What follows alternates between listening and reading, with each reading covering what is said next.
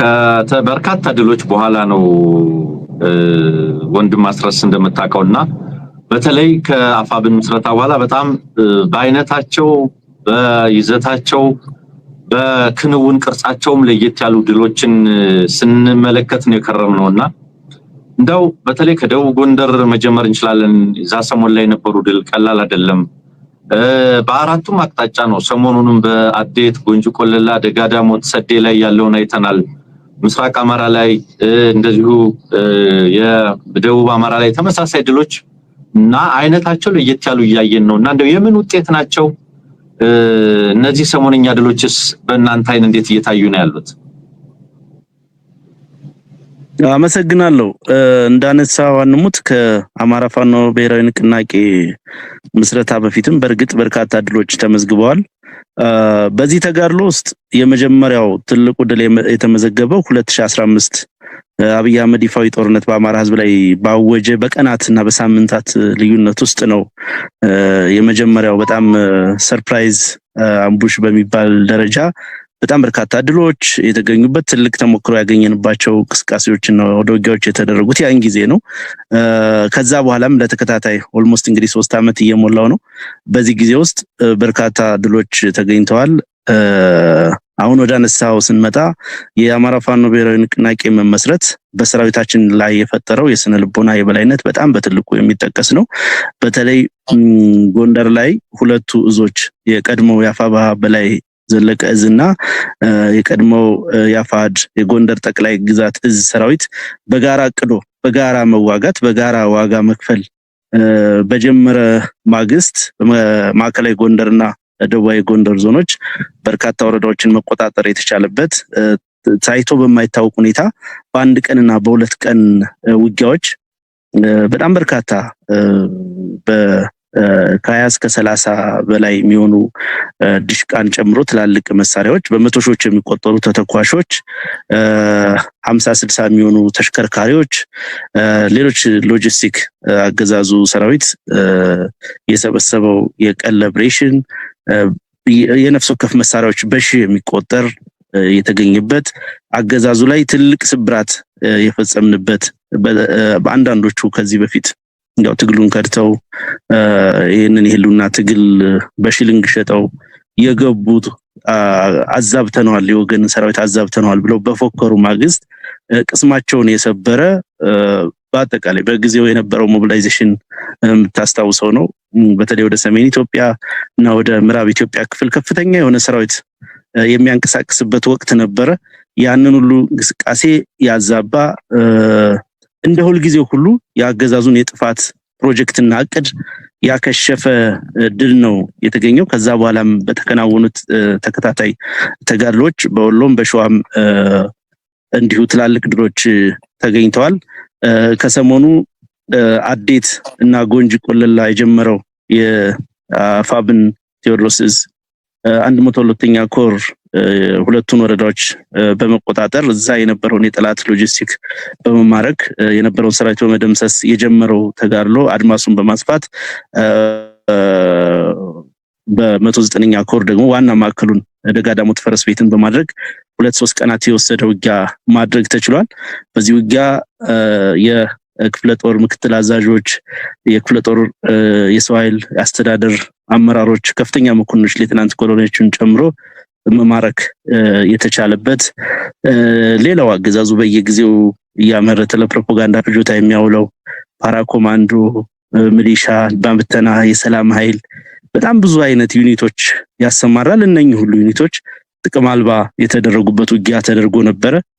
ያንን ተከትሎ ደግሞ በሌላ አቅጣጫ ምስራቅ ጎጃም ሰዴ አካባቢ በተደረገ ድንገተኛ ማጥቃት እንዲሁ ከፍተኛ መኮንኖች ሻለቃ መሪዎችን ጨምሮ በርካቶች የተማረኩበት ካድሮች ጭምር ተሽከርካሪዎች ሌሎች ቁሳቁሶች በመንፈልገው መጠን በአንድ ኦፕሬሽን እናሳካዋለን ብለን ከምናስበው በላይ ከፍተኛ የሆነ ግብአት የተገኘበት ውጊያ ተደርጓል።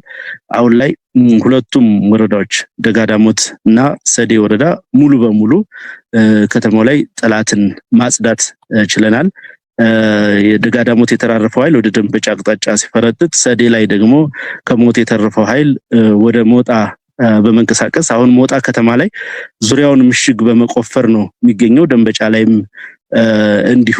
ስለዚህ የነኚህ ሁሉ ምስጢር ምንድነው ከተባለ በዋናነት ሰራዊታችን ያካበተው ከፍተኛ የሆነ የማቀድ የመፈጸም ልምድ ነው። ላለፉት 3 አመታት የጦርነት በነገራችን ላይ አንዳንድ ጦርነቶች ረጅም አመትም ወስደው የጦርነቱ ድግግሞሽ አናሳ ሊሆን ይችላልና ያለ ረፍት ነው የሰራዊት የተዋጋው። ያለ ረፍት እንደምታውቁት አገዛዙ የሞራል የህሊና የህግ ተጠይቅ የሌለበት አገዛዝ በመሆኑ ምክንያት ሁሉንም ያገሪቱን ሀብት በሙሉ አስተባብሮ ለሜጋ ፕሮጀክቶች የሚለውን ለጤና ፕሮጀክት የሚለውን ለግብርና ፕሮጀክት የሚለውን ለመንገድ ለሁሉም ፕሮጀክቶች የሚለውን ገንዘብ ሙሉ በሙሉ ለጦርነቱ ነው የሚያውለው።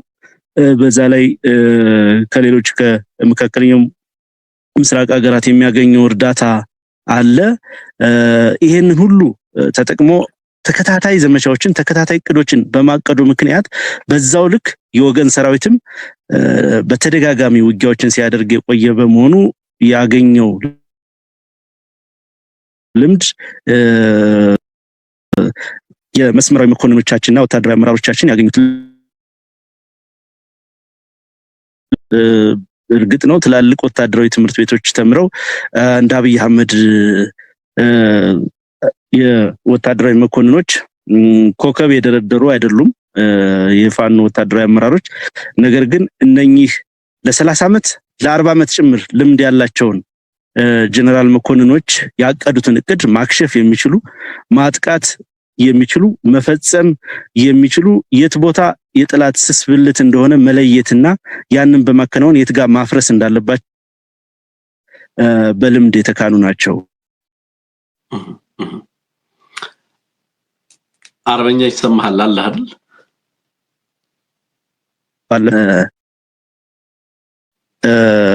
ከዛ ባለፈ በትልቁ የሚገለጸው የዓላማ ልዩነት አለ። የአብይ አህመድ እግረኛ ሰራዊት እንግዲህ ከፋፍለን እንኳን ብናየው አመራሮቹ አብዛኞቹ እዚህ ጦርነት ግላዊ ትርፍን ለማግኘት የሚዋጉ ናቸው። እውነት ለመናገር ከ90% እና በላይ የሚሆኑት የመከላከያ ጀነራሎች ጦርነቱን የሚፈልጉት የግል ኪሳቸውን ለማድለብ ነው። አንዳንዶቹ ዱባይ ቤት ለመስራት ህንጻ ለመግዛት አክሲዮን ለመግዛት፣ ሌሎቹ አዲስ አበባ ላይ ቤት ለመስራት፣ የተረፉት ባህር ዳር ላይ ቤት ለመስራት ለመግዛት ነው የሚሰሩት። በአንድ በኩል ይዘርፋሉ፣ በሌላ በኩል ካገዛዙ በጉርሻ መልክ በስጦታ መልክ ለማበረታቻ ይሰጣቸዋል። ምክንያቱም አገዛዙ የፖለቲካ ዓላማ አስታጥቆ ማዋጋት አይችልም። ማዋጋት የሚችለው ገንዘብ ሰጥቶ ነው።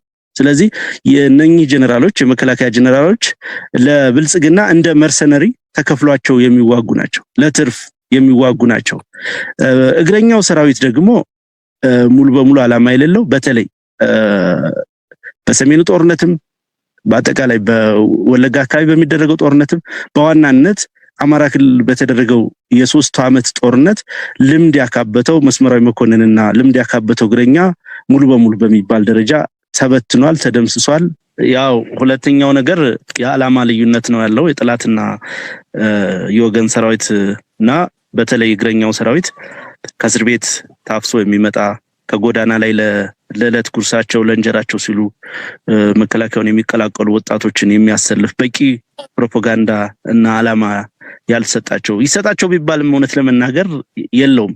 የራስን ህዝብ ጨፍጭፍ ብለህ ልታሰማራ የምትችለው ሰራዊት ሊኖር አይችልም። ይሄንን ተቀብሎ ለመፈጸም ቁርጠኝነቱ የሚኖረው ኃይል የለም። ስለዚህ ሁለተኛው መሰረታዊ ልዩነትና ድሎች እየተገኙ ያሉበት ምክንያት የወገን ኃይል የፋኖ ሰራዊት ራሱንና ህዝቡን ከመጥፋት ለመከላከል ከወራሪ ሰራዊት ለመከላከል የሚያደርገው ለነጻነት የሚደረግ ተጋድሎ በመሆኑ ምክንያት ነው።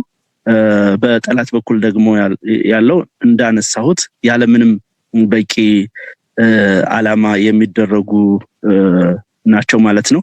እነኚህ ድሎች እየተመዘገቡ ያሉት በእነኚህና በሌላ በኩል ደግሞ ህዝቡ ደጀን በመሆን የሚያደርገው አስተዋጽኦ በቀላሉ የሚገለጽ አይደለም። ጦርነት በጣም ከባድ ነገር ነው። ኮላተራል ዳሜጆች አሉት፣ የጎንዮሽ ጉዳቶች አሉት። ከፍተኛ የሆነ ማህበራዊ ኢኮኖሚያዊ ምስቅልቅል ያስከትላል። ያንን ሁሉ በመቋቋም የአማራ ህዝብ በተለይ ደግሞ አርሶ አደሩ ለህልውናው ሲል ከፍተኛ ተጋድሎ ያደረገ ነው። የሚሰጠን ፍቅር ለሰራዊታችን የሚያደርገው እንክብካቤ ባለመሰልቸት ዋጋን በመክፈል ጭምር የሚያደርገው ተጋድሎ ለነኚህ ድሎች መገኘት ቁልፍ ሚና የሚጫወት ነው ማለት ነው። አርበኛ እንደው ከዚሁ ከወታደራዊ ድሉ ጋር እንደው ወደ ህዝባዊ ሰሞኑን ወደ ተደረጉ ሰልፎች ላልፍ ነበረ። ግን ከዚህ ወታደራዊ ድሎች ጋር ተያይዞ እንግዲህ ላለፉት 3 ዓመታት በሚዲያ ላይ ሆነን ይሄንን ትግል ስንዘግብ ቆይተናልና በርካታ መረጃዎችን ለህዝብ እናደርሳለን። በርካታ ድሎችን ለህዝብ ዘግበናል። ኦልሞስት በየዕለቱ ማለት ይቻላል ወታደራዊ ድሎችን ሳንዘግብ ያልንበት ቀን አለ ብሎ ለመናገር አዳጋች ነው። ከቅርብ ጊዜ ወዲህ ግን የምመለከታቸው አጠቃላይ ወታደራዊ እንቅስቃሴዎቻችሁ በአይነትም በመጠንም በጣም የተለየ ባህሪ ያላቸው መስለው ይሰሙኛል። በብዙ መንገድ ነው እንግዲህ ልዩነታቸውን እየተመለከትኩ ያለሁት ማለት ነው። እና ከዚህ አንፃር ነው ምንድነው የተለየ ነገር አንተስ እያየህ ያለኸው? እንግዲህ ከዚህ በፊት አሁን ለምሳሌ በምርኮ ደረጃ ብንወስድ የሚማረከውን ወታደር ቁጥር ብዛት ብንመለከት አመራሮቹ ከፍተኛ መኮንኖች ናቸው እየተማረኩ ያሉት። መስመራዊ መኮንኖች ብቻ አይደሉም፣ ከፍተኛ ያገዛዙ መኮንኖችም ጭምር ናቸው። ኮሎኔሎች ናቸው እየተማረኩ ያሉት። መቶ አለቃዎች ናቸው እየተማረኩ ያሉት። የክፍለ ጦር ምክትልና ዋና አዛዦች ናቸው እየተማረኩ እየተደመሰሱ ያሉት። በጣም በአይነቱም በመጠኑም በጣም በከፍተኛ ደረጃ ነው የጨመረው። በዛው ልክ የምትቆጣጠሯቸው አካባቢዎችን በተመለከተ ለምሳሌ በጣም በርካታ ወረዳዎችን ከወረዳ አልፋቸው አሁን ወደ ዞን ከተሞች መቆጣጠርም ሂደት ውስጥ እየተገባ እንዳለ ነው የምንመለከተው። ለምሳሌ አሁን ደጋዳሞት ላይ ያድል ከተመዘገበ በኋላ ተመልሶ ወታደሩ ገብቶ ነበር፣ ወደ ደጋዳሞት መጥቶ ነበር። ተመልሶ ግን ሌሊቱን ደግሞ አንቀበልም ስምሪት ወደ ደጋዳሞት አንገባም ብለው እስከ ማመጽ ድረስ እንደደረሰ ነው የገዛዙ ወታደር እየሰማን ያለ ነው ማለት ነው። በበርካታ አካባቢዎች ላይ ስታነሳልኝም በርካታ ነፃ ቀጠናዎችን ለምሳሌ 206ኛ ኮር ሌሎችም ኮሮች ያሉባቸውን አካባቢዎች ስመለከት በጣም በርካታ ነፃ ቀጠናዎችን ይዛችሁ አንተም በተደጋጋሚ በቃለ መጠይቆች 90% የሚሆነውን ስፔስ የአማራ ክልልን ቴሪቶሪ ተቆጣጥረን ነፃ ቀጠና ፈጥረን ነው ህዝባዊ አደረጃጀቶች ተመስርተው በዛው ልክ ወታደራዊና ህዝባዊ አስተዳደሩ ተቀናጅቶ እንዲሰራ እያደረግን ያለ ነው የሚል ነገር ይነሳልና አስረስ ከዚህ በፊት ራስን በመከላከል በሚደረግበት በመጀመሪያው ፌዝ አንተ እንዳልከው ፋኖ ራሱን የማቆየት ፌዝ ነው አይደል? በዛ ፌዝ ከሚደረገው አይነት ራስን ከመከላከል በተለየ መንገድ ነው በቅርብ ጊዜ የምንመለከታቸው ወታደራዊ ኦፕሬሽኖች ውጤታቸውም የሚያሳየው አድማሳቸውም የሚታየው በዛ ልክ ነውና what is really new? አሁን አዲሱ ነገር ምንድነው እየሆነ ያለው? እንደው እንድንረዳ ብታረገን ብዬ ነው። ምን አይነት እድገት ነው እየተመለከትክ ያለው የሚለውን ነገር ብታነሳለን። መልካም ጥሩ ጥያቄ ነው ያነሳሁት። እንግዲህ ያው ምንድነው መሰለህ አንደኛው ነገር